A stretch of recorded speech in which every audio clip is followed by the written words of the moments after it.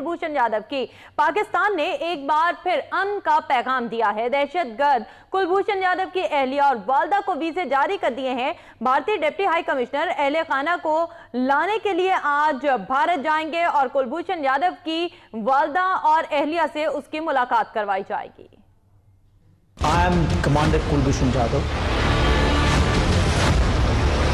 I have been directing various activities in Balochistan and Karachi at the behest of law.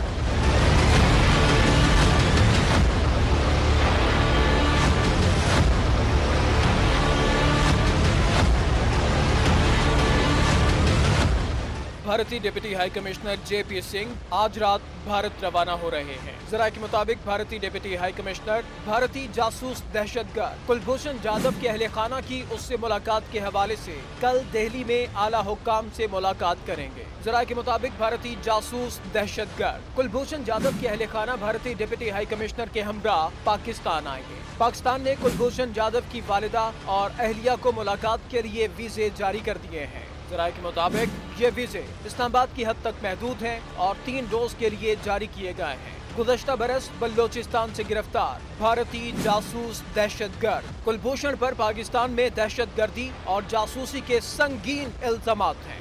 भारतीय जासूस दहशतगर्द इन तमाम इल्जामात का एतराफ कर चुका है। रवा बरस 10 अप्रैल को कुलभूषण यादव को पाकिस्तान मुखालिफ तखरीबी कार्रवाइयों में मुलव्विस होने पर सजाए मौत सुनाई गई थी।